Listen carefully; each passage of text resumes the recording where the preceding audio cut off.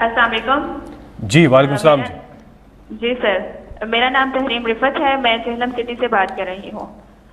محترم prime minister صاحب، میرا سوال یہ ہے کہ آپ ہمیشہ ہی ریاست مدینہ کی بات کرتے ہیں، جسے سن کر بہت خوشی ہوتی ہے، لیکن وزیر اعظم صاحب، ریاست مدینہ کا آغاز تو غربت کے خاتمے کے لیے کیا گیا تھا.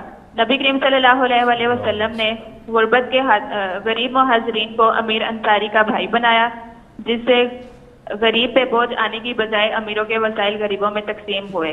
لیکن آج آپ کے 3 سالہ دور اقتدار میں مہنگائی کا جن آپے سے باہر ہو چکا ہے. بجلی اور پیٹرول کی قیمتیں انتہا کو چھو رہی ہیں. اگر آپ واقعی وطن عزیز پاکستان کو ریاست مدینہ کا ماڈل بنانے میں مخلص ہیں تو پلیز ہمیں بتائیں کہ آپ کی حکومت مہنگائی کے سامنے بے بس کیوں نظر آتی ہے. بہت شکریہ. اچھا جی، اب میں اینڈ پہ آ رہا ہوں، تو اس لیے میں ضروری ہے کہ آپ ساروں کو اپنی جو ویژن ہے پاکستان کی، وہ میں وہ بتاؤں کہ ویژن کیا ہے اور ہم کس طرح اس ویژن کی طرف جا رہے ہیں، تاکہ آپ کو یہ پتا ہو نا قبلہ کون سا ہے ہمارا، ہم جا کدھر رہے ہیں. یعنی یہ جو ساری کوششیں کر رہے ہیں یہ کس منزل کی طرف ہے. دیکھیں، جب آپ نماز پڑھتے ہیں نا 5 وقت پہ، جب آپ اللہ سے صرف ایک ہی چیز نماز پڑھ کے مانگتے ہیں کہ اللہ ہمیں ان کے راستے پہ لگا جن کو تو نے نعمتیں بخشی، صرف ایک چیز مانگتے ہیں. یہ یاد رکھیں کہ وہ راستہ ہے، ہم منزل نہیں مانگ رہے، ہم اس راستے پہ چلتے ہیں، کیونکہ وہ راستہ، وہ منزل تو وہ اس پہ جو پہنچے ہیں وہ نبی صلی اللہ علیہ وسلم پہنچے ہیں، وہ تو ہم پہنچ نہیں سکتے. لیکن ہم اگر ان کے راستے پہ بھی چلے گئے تو یہ ملک بالکل ایک عظیم ملک بن جائے گا. یہ بنا تھا اسلامی فلاحی ریاست، یہ اس کا مقصد تھا پاکستان کا بننے کا. اب میں آپ کو بتاؤں کہ وہ راستے کے اندر کون سے اصول ہیں جن کے اوپر وہ مدینہ کی ریاست کھڑی ہوئی تھی، اور ان اصولوں کو ہم کتنا اپنا چکے ہیں. سب سے بڑا اصول یہ تھا کہ فلاحی ریاست بنی تھی غربت کم کرنے کے لیے، نچلے طبقے کو اوپر اٹھانے کے لیے بنی تھی، پہلی دفعہ دنیا کی تاریخ میں. میں پہلے یہ بتاؤں گا، تو پہلا یہ آبجیکٹو تھا. دوسرا، قانون کی بالادستی. 2 خلیفہ وقت، پہلے 4 میں سے 2 خلیفہ وقت عدالت میں گئے، جبکہ ان کا کیا کردار تھا، ان کا کیا سٹیٹس تھا، خلیفہ تھے. اس کے باوجود وہ عدالت میں جا کے کھڑے ہوئے صرف ایک چیز بتانے کے لیے کہ قانون کی حکمرانی ہے، طاقت کی حکمرانی نہیں ہے. تو دوسری چیز یہ کہ کتنی ہماری جد و جہد ادھر کدھر ہے، اس راستے پہ ہم نکلے ہیں یا نہیں نکلے. اور تیسری کہ جب لا الہ الا اللہ ایک انسان پڑھ لیتا ہے تو پھر کسی اور انسان یا کسی کے سامنے جھکنا شرک ہوتا ہے. لا الہ الا اللہ ایک انسان کو آزاد کر دیتا ہے، یہ بے شرمی سے، بے غیرتی سے، ہاتھ پھیلانے سے. ایک لا الہ الا اللہ ایک چھوٹے سے انسان کو بڑا انسان بنا دیتا ہے، ایک خوددار قوم.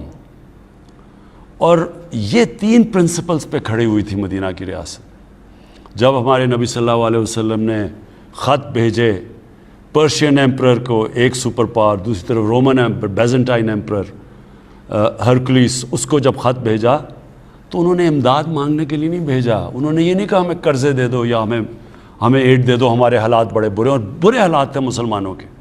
جو ابھی آپ نے سوال پوچھا، آپ نے ایک چیز، 3 سال کی ابھی بات کی نا، آپ اگر تاریخ اٹھا کے پہلے 5 سال دیکھ لیں مدینہ کی ریاست کے، تو برے حالات تھے مسلمانوں کے. وہ دنیا کے عظیم ترین لیڈر بھی تھے، لیکن ایک دم حالات ٹھیک نہیں ہوئے. وہ اس راستے پہ لگے جس کی وجہ سے حالات ٹھیک ہوئے. وہ راستہ جو انہوں نے دکھایا، جو اصولوں پہ کھڑی کی، ان اصولوں نے ایک جن کی کوئی حیثیت ہی نہیں تھی عربوں کی، ان کو دنیا کی امامت کروا دی. تو پہلے تو آپ کو سمجھنا ہے کہ کیا ہم ان اصولوں پہ چلنے کی کوشش کر رہے ہیں یا نہیں کر رہے ہیں. کیا اس ملک کے اندر ہم اپنے کمزور طبقے کے لیے وہ قدم اٹھا رہے ہیں؟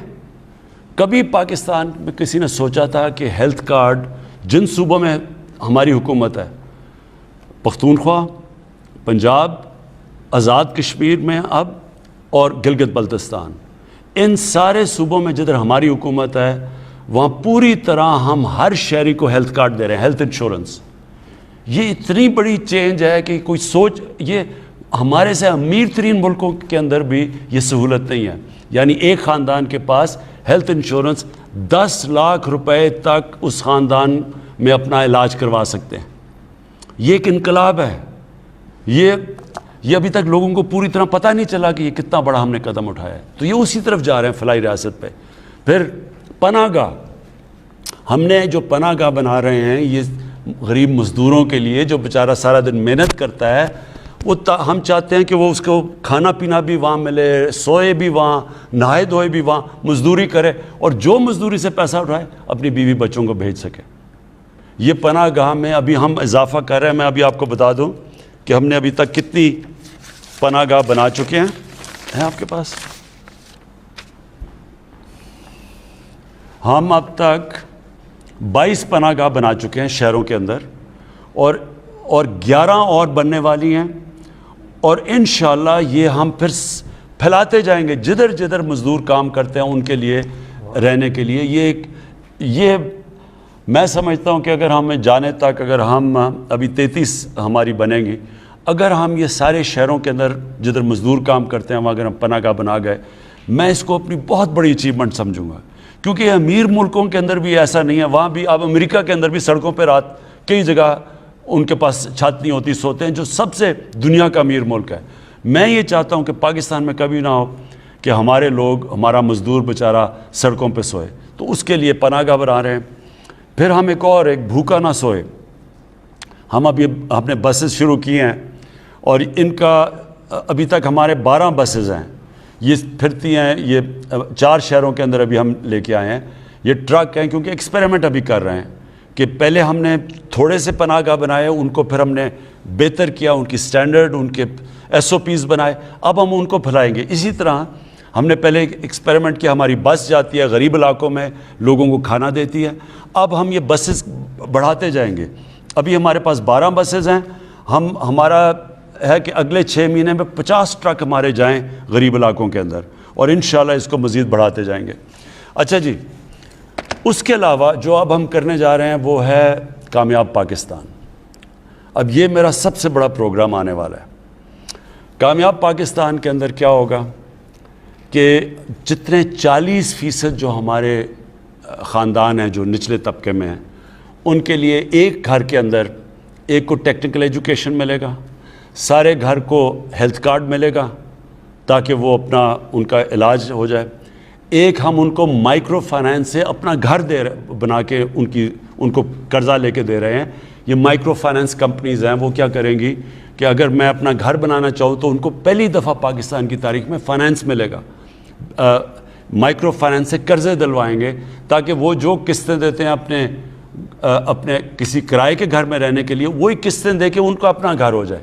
یہ پاکستان کے اندر پہلی دفعہ چیز ہوگی، اور ساتھ پھر ہیلتھ کارڈ ملے گا۔ یعنی 4 چیزیں دے رہے ہیں، قرضہ، اور قرضے ملیں گے سود کے بغیر۔ تو شہروں کے اندر قرضے دیں گے تاکہ وہ اپنی کوئی چھوٹی سی بزنس کر لے، دیہات کے اندر قرضے دیں گے تاکہ کسان اپنی مدد کر سکے سود کے بغیر۔ یہ ہمارا انشاءاللہ اسی مہینے لانچ ہونے لگا ہے ہمارا کامیاب پاکستان، اور انشاءاللہ یہ ایک بہت بڑا ہے۔ پھر قانون کی بالادستی، تو پہلے تو فلاحی ریاست کی طرف ہم انشاءاللہ ہمارا پورا زور ہے کہ ہم، اور پھر میں نے آپ کو پہلے بتا دیا کہ احساس کا پروگرام ہمارا شروع ہو رہا ہے دسمبر میں۔ 40% غریب خاندانوں کو جو چیزیں کھانے پینے کی چیزیں ہیں ان کے اوپر ڈائریکٹ سبسڈی دیں گے، ہمارے پاس پورا ڈیٹا ہو گیا۔ دوسری چیز قانون کی بالادستی، یہ ہماری سب سے بڑی اس وقت جہاد چل رہی ہے۔ جہاد یہ ہے کہ پاکستان میں طاقتور ایک قانون اور غریب کے لیے دوسرا قانون۔ یہ جو قانون طاقت کی بالادستی ہے، اس کو قانون کی بالادستی میں لے کے آنا چاہتے ہیں، یہ سب سے مشکل کام ہے۔ اس میں مجھے آپ سب کی ضرورت ہے، کیونکہ یہ وہی قبضے گروپ ہیں جو کہ طاقتور ہیں، غریبوں کی زمینوں پہ قبضہ کرتے ہیں۔ یہ وہ سیاستدان ہیں، چوری کر کے پیسہ باہر لے گئے ہیں، اور ان کو ہاتھ ڈالو تو کہتے ہیں کہ جی آپ کی گورنمنٹ گرا دیں گے۔ ان کے اوپر ہم نے پورا ہاتھ ڈالنا ہے، اور ایک لوگوں کو آزاد کرنا ہے، لوگوں کو قانون دے کے، انصاف دے کے آزاد کرنا ہے، یہ دوسرا ہے۔ اور تیسرا خودداری، ہم یہ وہ ملک بنانا چاہتے ہیں جو انشاءاللہ ایک اپنے پیر پہ کھڑا ہو، کبھی کسی سے ہمیں بھیک نہ مانگنی پڑے، قرضے نہ مانگنے پڑیں، کسی کے سامنے ہم ایڈ دے کے اپنی ان کی جنگوں میں نہ شامل ہوں کیونکہ وہ ہمیں پیسے دے رہے ہیں تو ہم ان کی جنگ میں شامل ہو جائیں. ایک خوددار، ایک آزاد ملک. اور یہ بھی ایک جب قوم ایک فیصلہ کر لیتی ہے کہ ہم نے دنیا میں اپنی ہر پاسپورٹ کی عزت کروانی ہے، تو عزت تب ہوتی ہے جب ایک قوم اپنی خود عزت کرتی ہے. جب ایک قوم خود عزت کرتی ہے وہ خوددار قوم بن جاتی ہے، اس کی دنیا ریسپیکٹ کرتی ہے. تو یہ میرے 3 ایم ہیں، اور انشاءاللہ میری کوشش یہ ہے کہ 5 سال کے بعد اب یہ جو ہمارا ٹرم ختم ہوگی، لوگ دیکھیں گے 5 سال پہلے کیا تھا پاکستان کے حالات اور 5 سال کے بعد کیا ہے.